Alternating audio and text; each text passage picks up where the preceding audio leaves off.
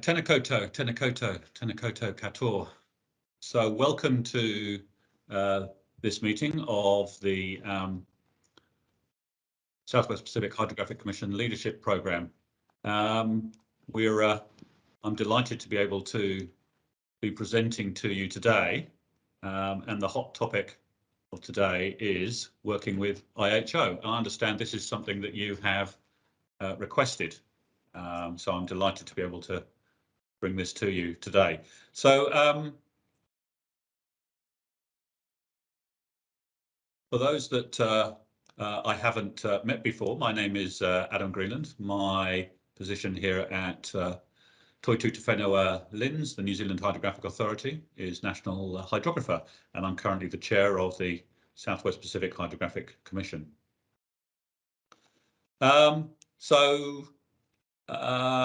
I have a number of items and topics that I want to cover with you, but I just want to check in to make sure you're comfortable.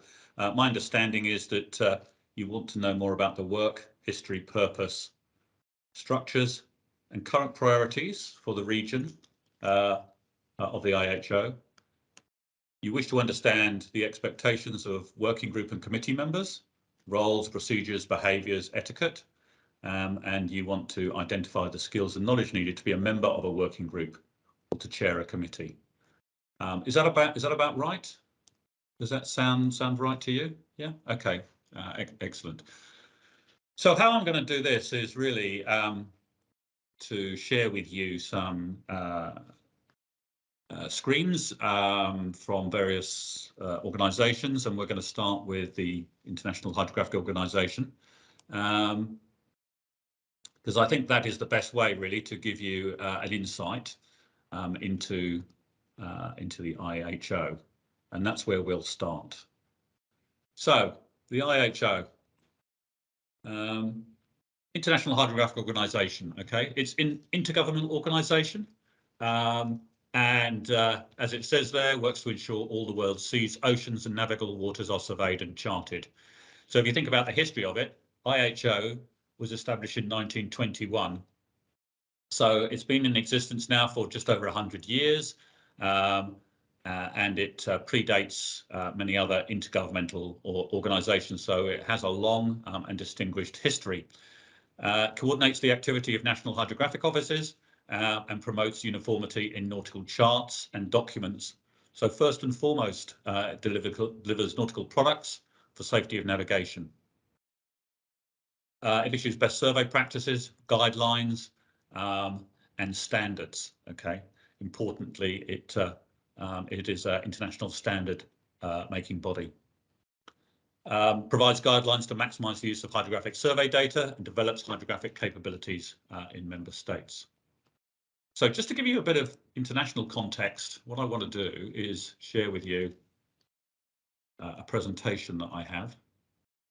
So I'm assuming you can all see that. Now, in terms of context and how the international maritime community is structured, under the United Nations, there is the International Maritime Organization. And the International Maritime Organization is, in effect, the international regulator for maritime shipping. So when we talk about conventions, international conventions, they are part and parcel of the work and responsibility of that international regulator, which is the International Maritime Organization.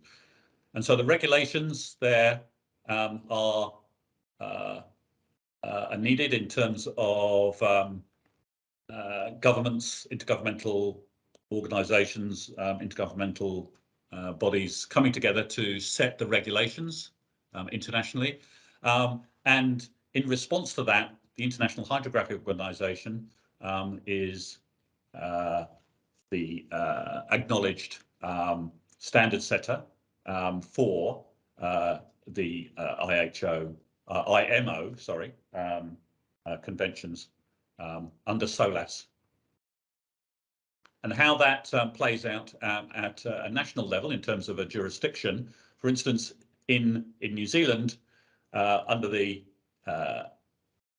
International Hydrographic Organisation, we have Toitū Te Whenua LINZ, which is the New Zealand Hydrographic Authority, and we also have the regulator, the national regulator for maritime here, which is Maritime New Zealand. And Maritime New Zealand interprets and sets the rules and regs that come from the international regulator, the IMO, and LINS produces, maintains, and distributes all the nautical products that are required for maritime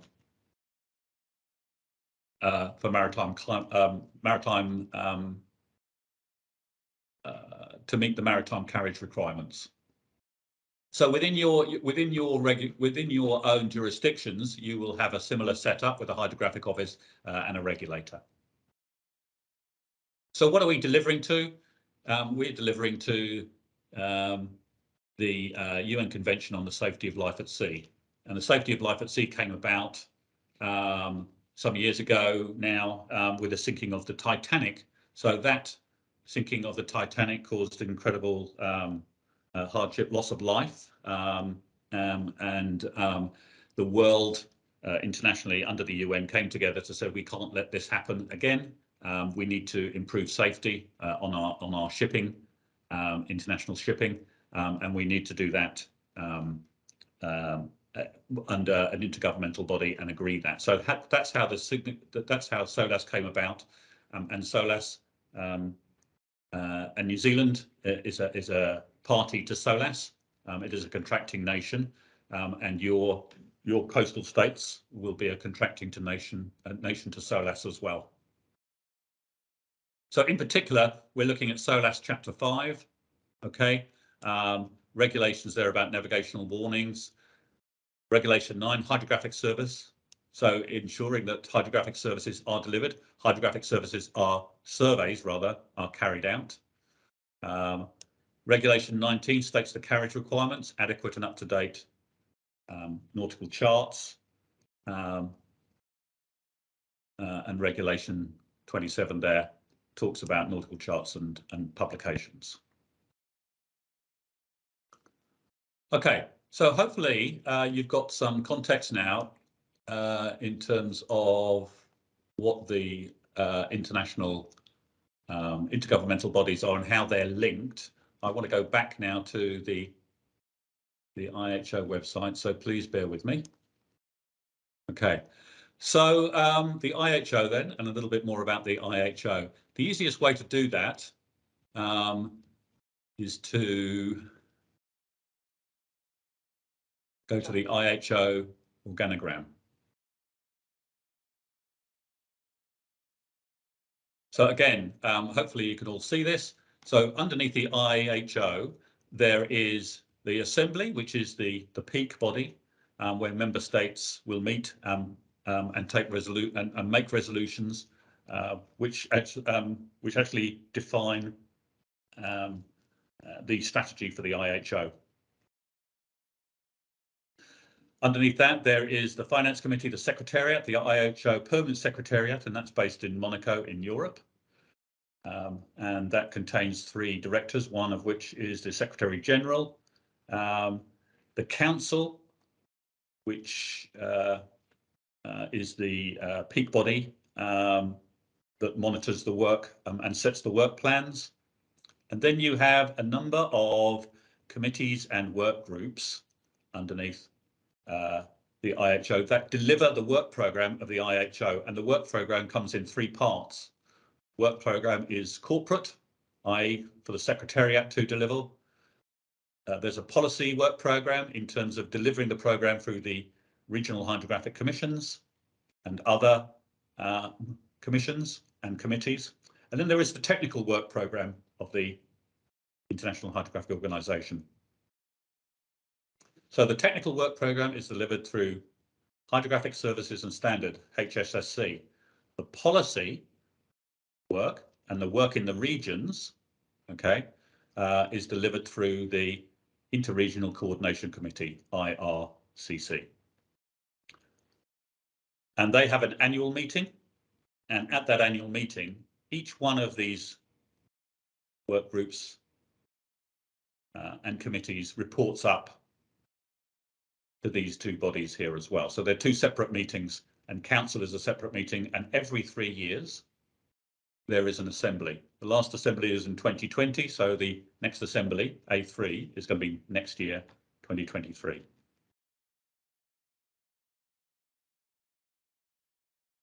So where do we fit? Where does our commission fit, Southwest Pacific Commission? That fits under here, the Regional Hydrographic Commissions.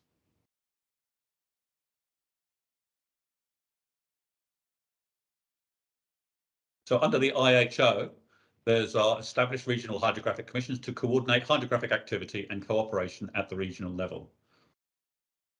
RHCs are made up of member states together with other regional states that wish to participate. We work closely with the organisation to deliver the work programme and the strategy of the IHO. So for us, it's the Southwest Pacific Hydrographic Commission. So all of this information is available to anybody, to you guys, okay, to go and have a look at. So here we have the details on the current Southwest Pacific Hydrographic Commission in terms of chair, vice chair members, all right, a brief history there, you can see, and documents. So down this left-hand side here, and I really do encourage you to go and have a look at this, you will have the all the meetings of the Southwest Pacific. That's the annual meetings. The work groups of the Commission. So that's the charting work group, the MSDI work group, letters for the Commission, events and recordings, and some of the basic documents as well that contain the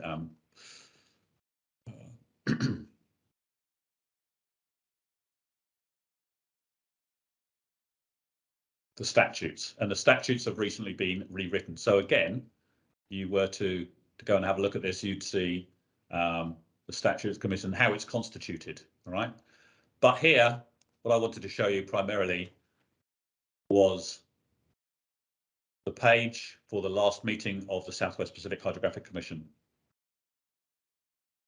And here, you'll be able to see the papers and the presentations that were given at the last meeting, the highlights in terms of the national reports, okay, other reports, and then the work plan and some of the sessions we had there. And if you will recall, at the last meeting, that's where we launched this hydrographic leadership program.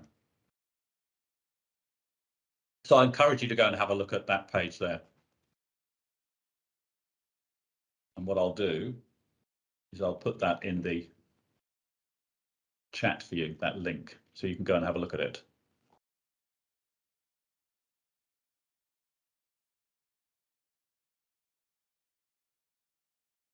Okay, so just to say then, above that is the IRCC. And again, we go back to this organogram here. And again, you can do this yourself. You can go and have a look at this. And each one of these is a link, okay? So if we go to IRCC, you can see there, as I described, the role, purpose of the IRCC, and then you can have a look and see where the meetings are being held. So the next meeting of IRCC is next month, and that's going to be in Indonesia. So IRCC 14, the annual meeting, that's going to be held next month. And under that, there are a number of items, and there's reports through regional hydrographic commissions, okay?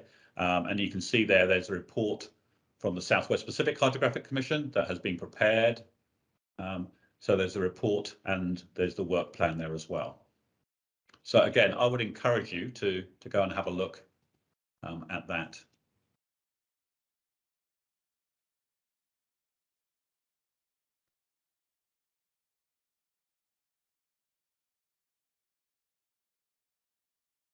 So I'll put that link in the chat, and you can go and have a look at that. So if I stop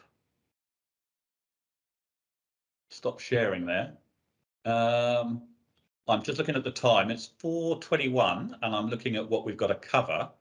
Do you feel that that gives you an adequate introduction to the work history, purpose, structures, and current priorities?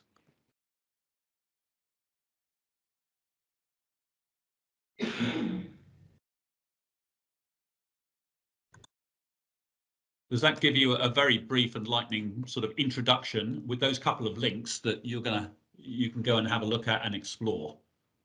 I just want a little bit of feedback there to know that looks good, Adam. It made sense. Yep. Yeah. Okay. Well, it's something we can always go back over, but at least it gives you a kind of a brief kind of introduction. So one of the other items is the work priorities. Okay, for the IHO and for the region.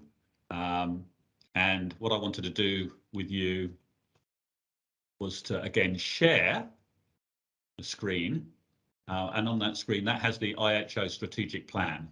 Okay, now I'm sharing this with you because this is the strategic plan for the IHO, which was agreed in 2020 at the Assembly. Okay, so a fair bit of work has gone into this, and it has 3 goals, one of which is the ongoing transformation in navigation, such as e-navigation, autonomous shipping. And goal 1 is evolving the hydrographic support and efficiency of maritime navigation, undergoing profound transformation. So we're moving from a paper-based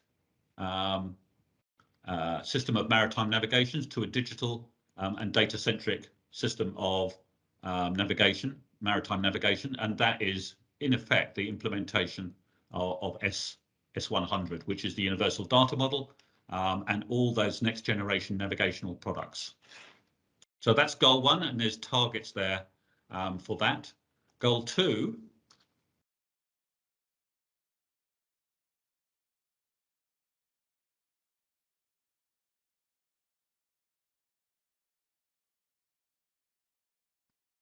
increasing the use of hydrographic data for the benefit of society. There's a recognition here, the ever-growing applications of marine data means that IHO takes a more prominent role, cultivating the use of hydrographic data through cooperative and collaborative efforts and identifying the need for collecting more data.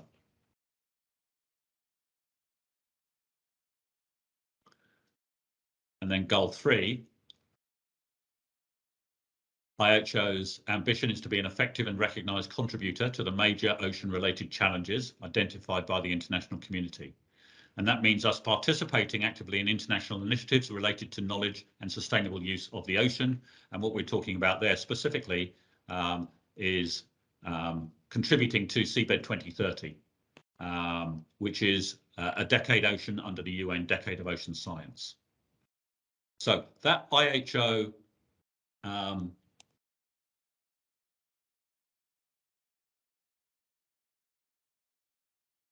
IHO strategy there, and I'll put the link in for you.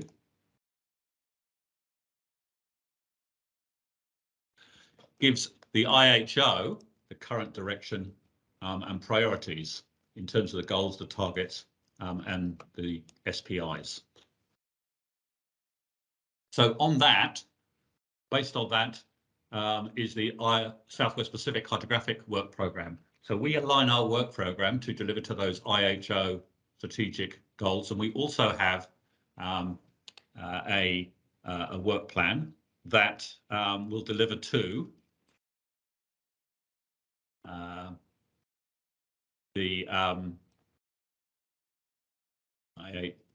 strategic plan. So I'm going to share that with you, and again I'm just going to flash it on the screen. I'm very conscious that I'm showing you a lot of stuff here, so I appreciate that your attention span is limited, but given the time I just want to expose this to you so you have an idea of some of these documents and how it hangs together in the context. But you can see here what we have for Southwest Pacific is we have a work program which delivers to goals 1, 2, and 3 of the IHO strategic plan, but then we also have a goal for our region, okay, which is to increase the influence of IHO and other international governmental bodies to understand the contribution that the Southwest Pacific makes. We have a target there. The Southwest Pacific Hydrographic Commission benefits from the diversity of the region. Southwest Pacific can represent the region in its totality effectively at international levels. And we're seeking this increased participation in IHO activities. And a big part of that is what we're doing now, which is your hydrographic leadership program.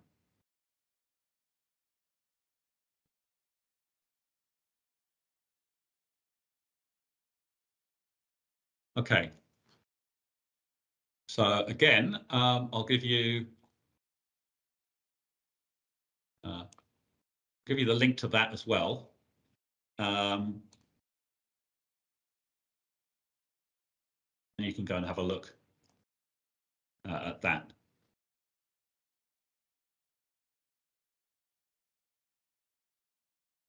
Okay, so what I'm going to move on to now is understand the expectation of the working group and committee members, roles, procedures, behaviours, and etiquette. Yeah.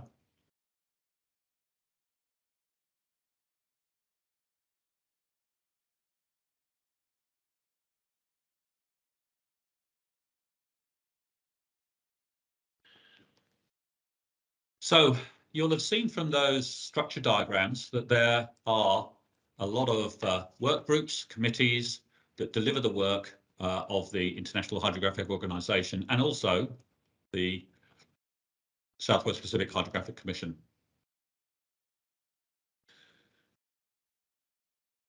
So there's a number of ways in which individuals can become involved in the work of both the IHO and the Southwest Pacific. And there's no barrier to new members being taken on by these working groups. So the roles traditionally would be a chair, a vice chair, maybe a secretariat as well. There are regular meetings and there's certain documentations to be aware of. In terms of behaviour and etiquette, I think for anybody starting out, you'll find that both the working groups, the members of the working groups and the chair and vice chair are very accommodating and would welcome any new members with open arms. And I would also say that you have an enormous amount to contribute to any of these working groups, both within the IHO and within the Southwest Pacific as well. And we'd like to encourage that participation. So I think you had a meeting last week from Hillary, is that correct, where she showed you the work plan for the Southwest Pacific? Can somebody give me a nod or just... Yes, that's right. She went over the document that you just showed in the little bit more. Yeah. Excellent. Okay, no, you're there now. Yeah, I can see you. Thank you for that. I beg your pardon. You'll know that there's a lot of opportunity there for people to get involved. Okay, so ideally it would align with your role and your work and your interest within the region, and you've got the talent certainly and the technical background to get involved. So there's work in terms of technical work, standards, specifications. There's also work in terms of policy as well. So I know that it can be intimidating, and I recall when I first became involved with the International Hydrographic Organization, and I attended what was then the conference, and you have hundreds of delegates there. So and that can be quite is very, very intimidating, to be sure. So it's a gradual process, and I would say that there would be the full support of Commission and Commission officers and the IHO supporting nations contributing to IHO working groups and committee members, and certainly that would be the case in the region.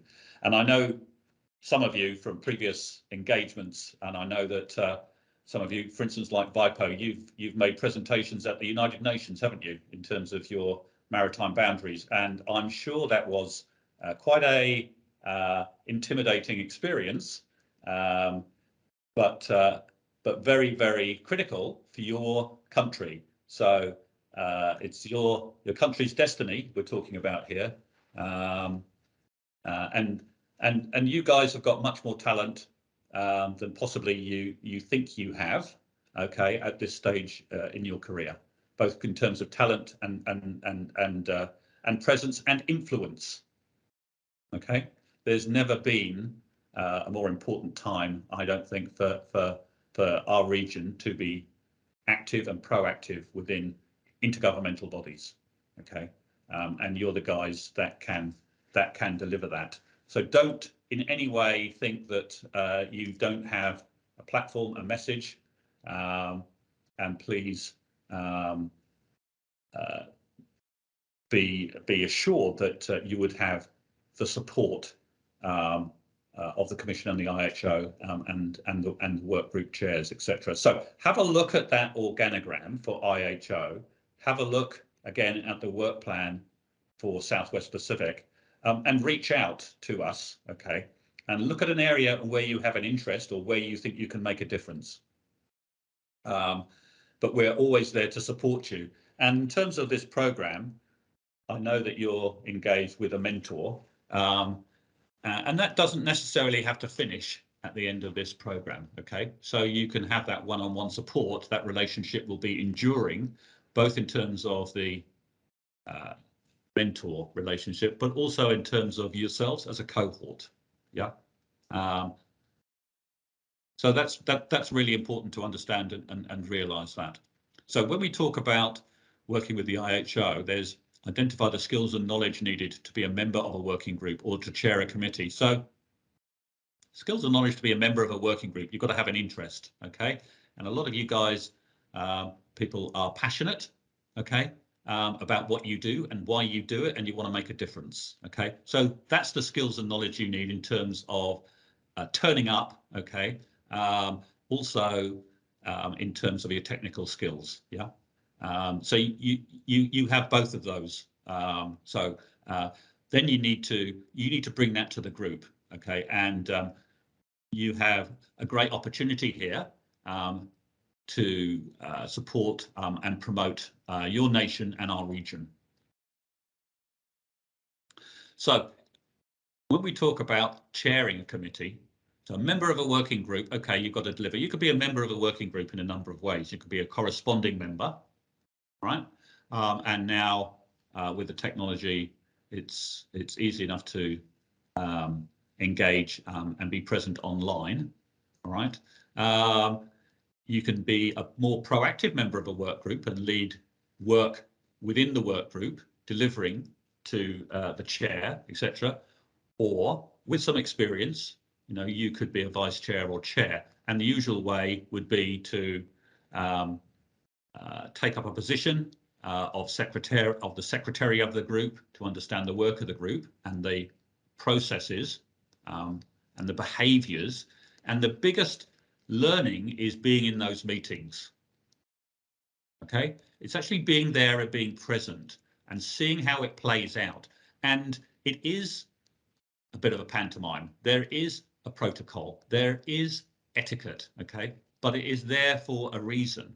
And it's understanding why that's important, okay, and then it's sharpening the sword, so to speak, preparing your messages, okay, and delivering them, okay. And again, you might feel that it is bureaucratic, but it's there to ensure, okay, that it's open and transparent, and there is a process, all right, and that's it, and that's very powerful. Okay, don't underestimate the power of that, especially coming from yourselves. Pacific Island coastal states at these intergovernmental meetings. Now, when you talk about chairing a committee or a commission, so that will come in time. There is, a fair amount of work to do there because you're setting a strategic direction. You are leading a group, and you've got to start with the end in mind, so to speak. So why are we doing this? Why this? Why now? What is it going to lead to? But not just in what is it going to lead to in the next meeting or the next few months. What is it going to lead to in the future? What's the bigger problems here? How are we going to try and solve them? And how are we going to try and solve those collaboratively? All right. How do we work towards doing that? We work towards doing that by putting forward proposals, by making submissions, okay, by influencing them, okay, and getting it on the agenda. All right, getting the attention and getting the support of other nations. All right, but essentially, it's about a leadership. It's a leadership role, and there's nobody that would expect new people to come in and deliver that as a chair. Okay, when you first come into working within IHO or the region. Okay, so it'll be recognised that you're new, you're here to learn. Okay, and that's the best place to learn, is actually being a part of the meetings, being involved, being engaged. Okay, watching how countries position themselves, watching how they're presenting their proposals, and learning from those experiences. Okay, now I've taken up about 40 minutes, so we've got another 5 or so minutes, and I'm very, very happy to take questions, but I appreciate it's been a lightning kind of tour, but I hope you've got what you want out of it, at least at a high level.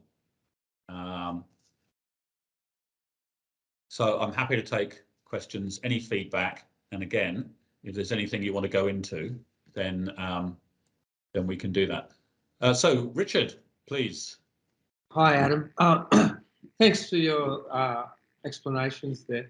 I just got a couple of questions come to mind. Firstly, when you say, getting involved in either the Southwest Pacific or the IHO level, is the Southwest Pacific, the regional level, is that somewhat, a lower level group, and then the IHO level is somewhat, global? I wouldn't use the word lower.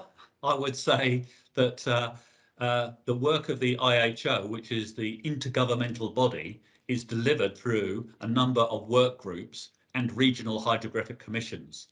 So the IHO has technical work groups that have individuals that collaborate globally to develop standards and specifications, okay, or to develop policy, for instance, okay. Then that is rolled out across the IHO member states, okay, globally, and delivered through and by the regional hydrographic commissions. Okay, so there isn't a higher or lower. It's more about collaboration globally from IHO member states, okay, but then delivery and collaboration at a regional level, and also regional representation up to IHO as well, up to the main, say, assembly, etc. So we would be presenting from Southwest Pacific our challenges, okay, and our solutions and our perspectives, okay, up to that intergovernmental body at the highest levels to be taken into account. Does that answer your question, Richard? Would that be Would that be the area where you would start to get involved with these working groups? Is that a better idea to start with with our region? I think certainly it would be one way of starting. I wouldn't necessarily say better. I would say that if you've got a particular passion and there is an IHO working group, then you could quite easily become a member of that working group. Okay, so that's no barrier to you becoming a member of that working group. I think what you have got to consider is your commitment to that, and also to ensure that it's part of your learning and development program at the organisation that you're working with to say, you know, I'm interested in this. I think I can contribute. I very much want to be engaged and involved, and I think I can offer value and make a difference for my region, for our country. Okay, and make it part of your performance and development plans with your organisation. So get it embedded in that. Yeah, and certainly you could approach the Regional Hydrographic Commission first. That might be a way of having a conversation to say, look, I'm interested in this, and this is at IHO. What do you think? And then that could be facilitated. Thanks. I've got one very quick question. I hate to jump on everybody else's bandwagon, but as you're the hydrographer of LINZ, how that's a full job in itself. How then do you take on this role as the chair for the Southwest Pacific within your other job? So it's a good question. So I take it on with fear and trepidation, but I am passionate, and I think I can make a difference. And I've been working in the region now for many years, and I feel like I've reached a stage where, within my learning and development over the years, and with the support of my colleagues and the support of LINZ here, to be able to do this work. But it does mean that I will not necessarily be available for all the work we do here in New Zealand. Okay, but I've got very good colleagues, and I'm very pleased that they understand this work is important, and they support this work, and they're prepared then to take the load and to deliver the responsibilities and the workload of the New Zealand Hydrographic Authority. Now, that said, I'm still the national hydrographer, and I'm still contributing to the work plan of what we need to deliver here in New Zealand, and also for our charting responsibilities in the Southwest Pacific. Okay. Sounds like two jobs in one. Yeah. So as I say, it is a lot of work, but I think that there's a lot to be gained here, and I'm passionate about it, and I think our region can contribute a huge amount to IHO, to the global picture. So yeah, I'm passionate to see you guys there as well, and to help and promote you. As I say, I think we can do a lot more. Thanks, Adam. Okay, Nick. Yes, thank you, Adam, for the presentation. And I think I just wanted to make a few comments on intimidation, feeling intimidated in these sessions. So I'd like to share my experience back in 2012. So we just started the hydrographic office or department or unit within the organization. So I was one of two. So my boss was the hydrographer at that time. That was 2012. But the previous meeting in 2011 was in Solomon Islands, and he was voted to become the chair of the the regional commission. And he ended up resigning the following year, and I ended up becoming the chair at that time. And the next meeting was in Brisbane in 2012. So I can relate to how it can be. You can feel intimidated when you've not been in this kind of international level meetings. And Australia was the chair, so we ended up making an arrangement for Australia to actually chair the meeting, and I was just there sitting without knowing how this meeting is coordinated. But I can relate to that, and I think I've learned a lot from there, and I've gone on to read about what the IHO is all about and how we do our programs and how we should think seriously about the work plans and reports that we are doing. So that's a bit of experience that I would like to share. And I think for us, the small island countries, we got the support of the IHO that we can call upon to create that visibility within our at the top level of government. And I'd like to just share that it's not just intimidating, but that's where you can get the support for our respective jobs within the organizations. And thank you. Thank you, Nick. That's a great intervention. There's no question about it. I think on that occasion you were thrown in at the deep end, but it was good to see that there was the support there. So you were never on your own, and we're never going to be on your own. And that's what I would say to you all. You're part of a team, basically, and it's the success of the team that matters. And also, there's no substitute for command experience. So you'll all know that when I think about your various roles and responsibilities.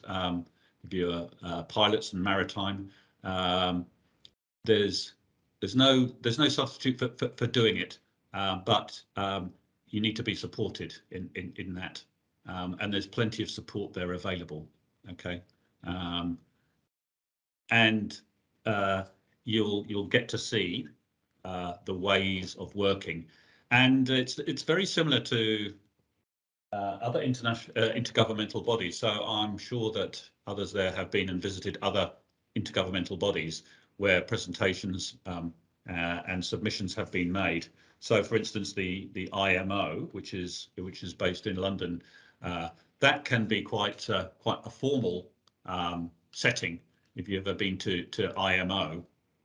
And many years ago, I went to the IMO and I accompanied Maritime New Zealand because there was a submission then on ENCs, and I accompanied the Maritime New Zealand representative, the New Zealand representative, and it's quite a big auditorium. You're laid out in terms of country in alphabetical order, perhaps, and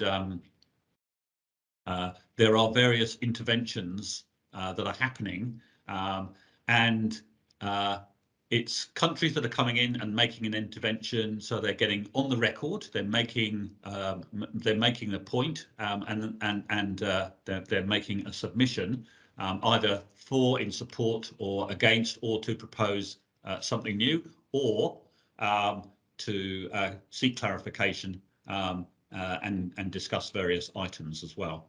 So there is a protocol to do that in those formal meetings,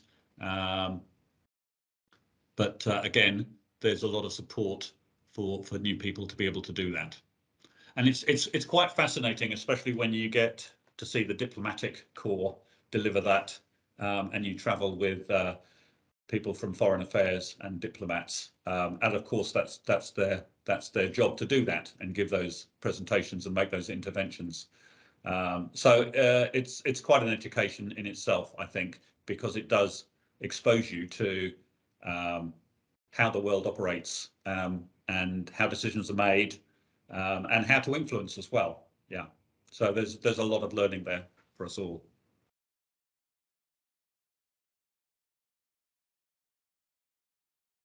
Okay.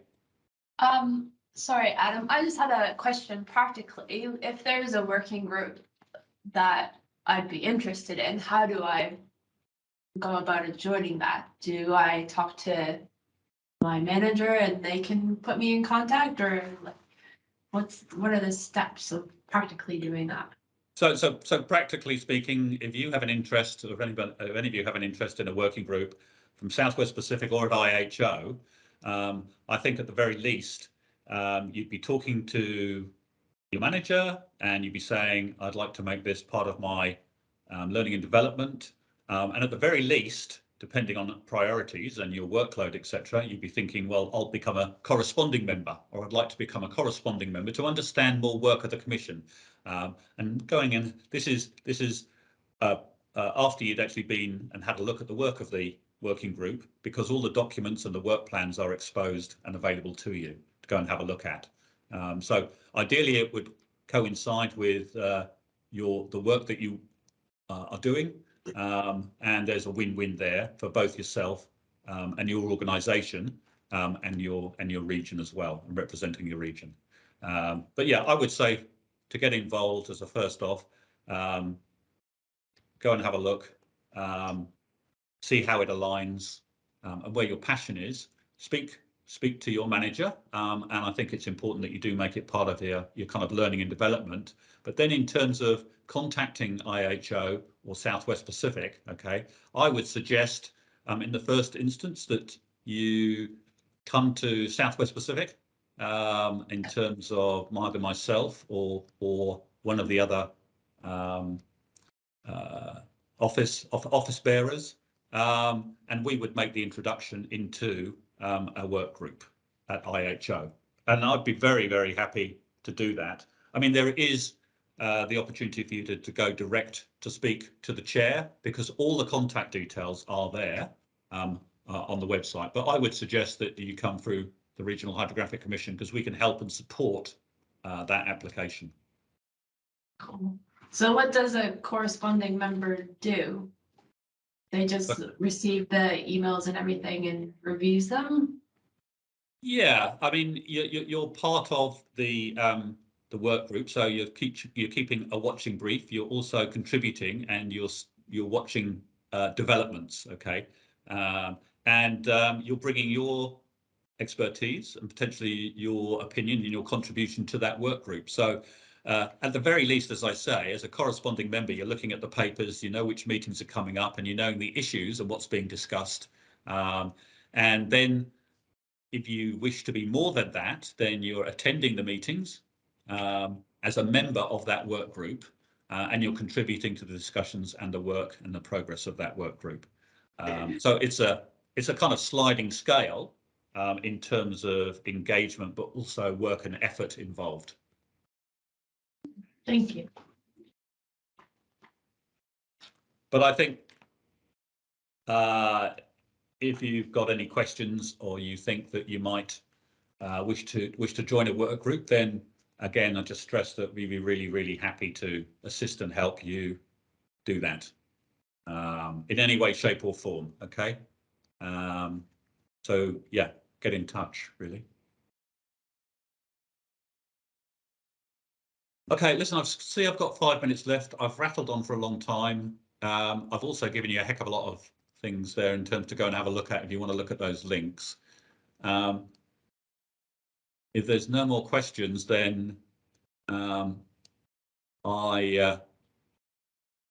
close this meeting and wish you all well. And I'm delighted to see you here, and I hear the course is going well, and we will meet again soon in the future, I hope. But please, if you have any feedback or any questions, then just come through directly to me, either as at Lynn's or as chair. So very, very happy, and obviously would like to hear from you. So